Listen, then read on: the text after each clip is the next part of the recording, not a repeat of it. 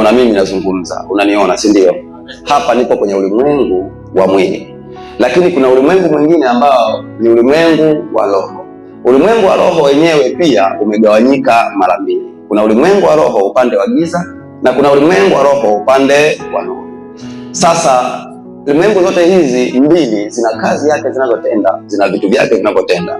Sasa mara nyingi sana vitu vyote vilivyopo katika ulimwengu wa mwili wa kawaida huwa vimetokea kwanza kwenye ulimwengu wa roho. Amen. Unaweza ukawa upande wa giza ama unaweza ukawa upande wa nuru. Naomba unisikilize vizuri. Amen. Matatizo na matukio unayoyaona yanatoka kwenye ulimwengu wa giza, mabaya. Matukio mazuri unayoyaona yanatoka kwenye ulimwengu wa nuru wa Mungu Baba, majeshi. Sasa ulimwengu hizi zote huwa zina kazi yake na zina watu wake na zina watendaji wake. Kwenye ulimwengu wa nuru, nimesema kwenye ulimwengu gani? Ulimwengu wa nuru wana mipango na wewe, wana mipango ya kukufanikisha, wana mipango ya kukufuta machozi, wana mipango ya kukupa afya, wana mipango ya kukupa nguvu ya kuendelea, ya kusonga mbele, ya kuhakikisha familia yako inastawi, inakuwa na nguvu, inaenda kwa namna hiyo. Ndio mipango ya ulimwengu wa roho upande wa nuru. Ndio maana Mungu anasema kwamba Mungu hutuwazia mambo mema kwa wakati unaokuja atufanikishe. Unaona?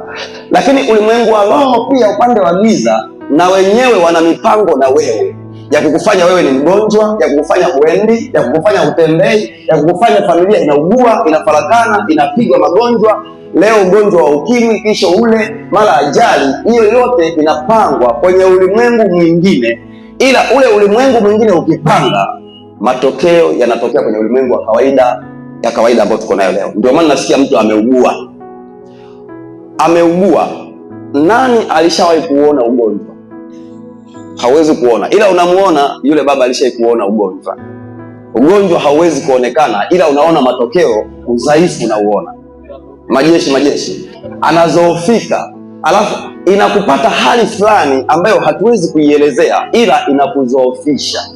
Sasa wewe unakuwa hujui kwamba ile hali inatokana na nini. Kumbe sasa kadiri tunavyokwenda au hivi tunavyoona, yako mashimo mahali yanayoratibu vitu. Ndio maana huyu sasa yeye alipandishwa kutoka katika yale mashimo ya uharibifu, akapandishwa akapelekwa juu ambapo nafasi ipo. Haleluya. Na mimi nasema leo Mungu akupandishe kutoka kwenye mashimo ya uharibifu akupeleke juu. Haleluya. Kama unaamini hiyo usema amen na kubwa. Rudia kusoma mstari wa 2 katika kitabu cha Zaburi 40 mstari wa 2. Soma kwa sauti kubwa. 1, 2, 3.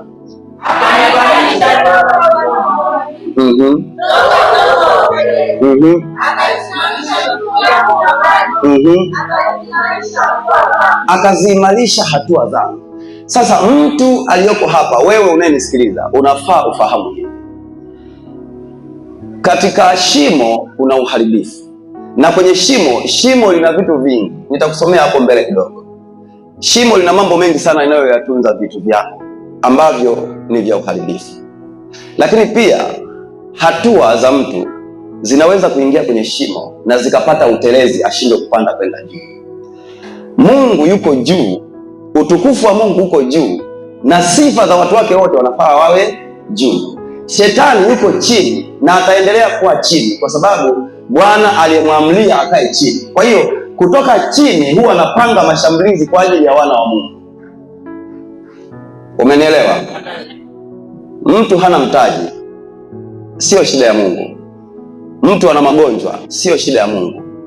Mungu alisha seti ulimwengu wake ambao tunafaa tukae katika huo, ila chini kuna mipango ambayo ile mipango inatokea gizani, ambayo unamuona sasa mtu ameanza kudhoofika, ameanza kuumwa, ameanza kurudi kiimani nyuma, ameanza kufanya mambo mengine ambayo yanafanana na hayo. Ndio maana leo tumeleta shimo la uharibifu, tuliangalie kwa uzuri sana. Kwa nini shimo la uharibifu? Na huko kwenye shimo kuna vitu gani hasa? Kwenye kitabu cha Isaya sura ya 12,